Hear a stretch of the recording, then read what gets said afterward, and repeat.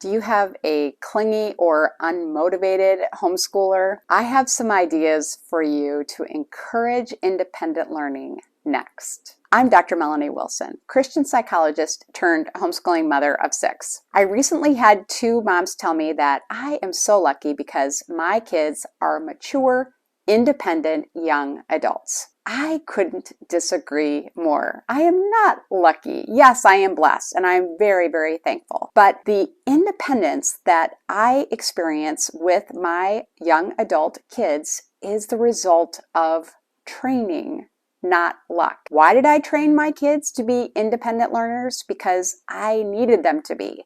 With 6 kids and lots of hobbies and interests and social life in our home, I needed the time that having independent learners would give me. I believe that if you will invest the time into training your children to be independent learners, you too can have more time. Your kids will have a better self-esteem, and your kids will be young adults who can manage their adult lives well after homeschooling. I want to make 3 main points today about training our kids to be independent learners. The first is that training is highly dependent upon a child's maturity level and their attention span. The second point is that training to be independent learners has to be balanced with relationship time. And finally, the best way to train kids to be independent learners is with routine. Let's jump right in with point number 1. How can we do training for our kids to be independent learners with respect to a child's maturity and their attention span? We have to understand that it is natural and wonderful that our young children want to be close to us during homeschooling time. I spoke with an aspiring homeschooler who planned to have her kindergarten-age daughter sitting in front of a video curriculum all day for her studies. I knew that was going to be disastrous. Her daughter would hate it, understandably so, and her mom was not going to be able to get anything done with that approach. So what we can do is, first of all, recognize that it is such a short period of time that we get to have the snuggles, the lap time, the time when our child wants to sit next to us when we're reading to everyone else, and we can just enjoy that. The other thing that we can do is we can make our homeschool space adjacent to a playroom where our younger kids can wander off when they stop paying attention to what we're trying to teach the rest of the kids, and they can go and play but still be close to us. We have to keep a child's attention span in mind as well. So a 5-year-old can sustain attention for just 5 minutes on a task that is traditional schoolwork. Just 5 minutes on average. That same child can attend for 5 minutes times each year of their life for a total of 25 minutes in play. This is going to help you with your planning. So if you have a 6-year-old, you can count on a 6-year-old to be able to play at something that is fun and entertaining for about 30 minutes, but probably not anymore. But you could get that same 6-year-old to attend for 10 minutes to some schoolwork, a workbook page, if you will. We also have to keep kids with ADD and ADHD in mind when we are training for independent learning. So we want to provide these students with visual timers. Those are really, really helpful for kids who can lose track of time very easily. We can also help them block out distractions, either with headphones, or we can just put up one of those science fair boards that has 3 panels to it that can help to block out distractions. And then we can talk with our teens who have ADD about a reasonable schedule. So what I did with my son is I went over all of the things that he wanted to complete that day, plus we planned in some break times.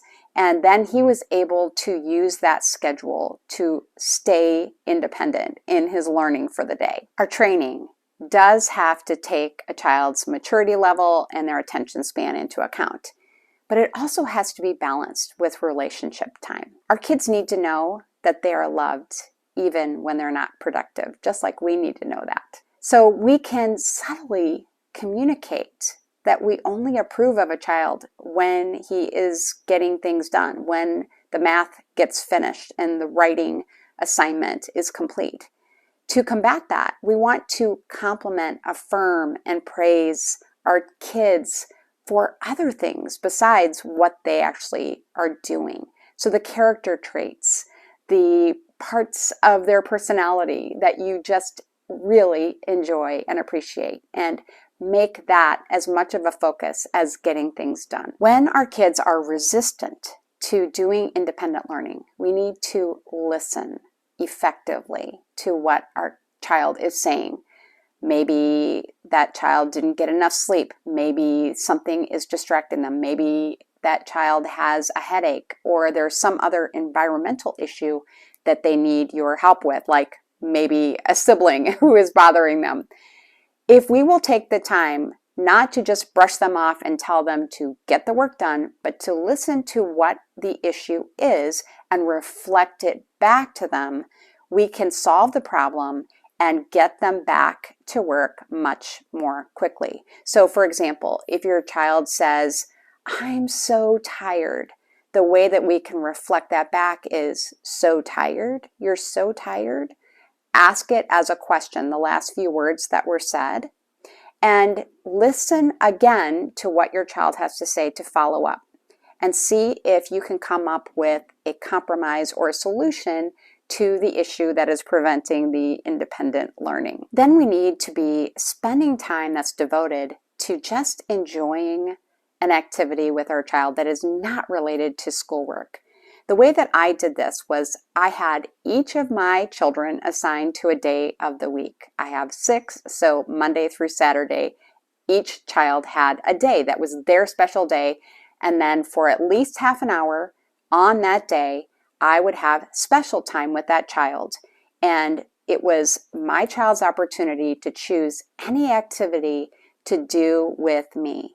And that ensured that I was having that time to connect and communicate again my love and appreciation for my child that had nothing to do with how well schoolwork or chores were being done. And I highly recommend that to you. When we've taken our child's maturity and attention into account, and we're making sure that we're having that connection, emotional connection, and we're spending that quality time with that child, then we can begin to use routines to train our child to spend more time learning independently.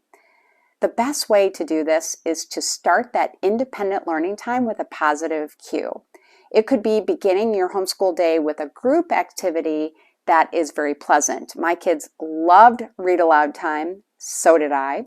You could also have a song that you sang or played that cued everyone that this is your independent learning time now.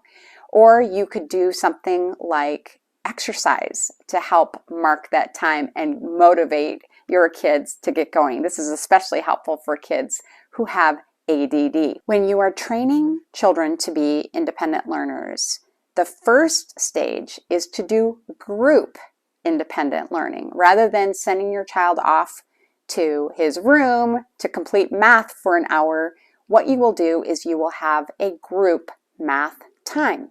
You can have everyone at the table working on math together, and your role is to walk around the table and make sure that everyone is working on math, and if there are any problems, you will stop and address that particular problem or confusing issue that the child is having.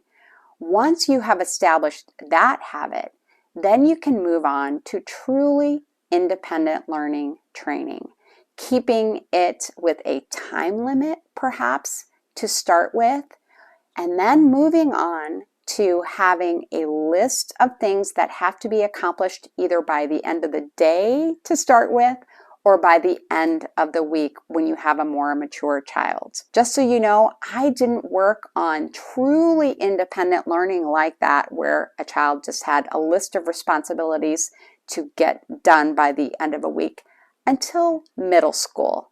So your child's maturity and attention span may vary from that, but it is a great time to begin making that transition to where you would truly like to have your child working independently, which is in high school. I created a checklist for homeschooling assignments that you can use with your kids for free, and I'm going to link it up for you in the description of this video. Your child can learn to be an independent learner, no matter how clingy or unmotivated they are to begin with. If you will invest the time in training your child, you can be a lucky parent like me, with kids who have a good self-esteem, with you having your time freed up, and having kids who are young adults who are going to be able to manage their lives after homeschooling.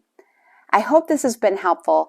I would love to hear your tips for creating independent learners in the comments. I also hope you will subscribe for even more homeschool sanity.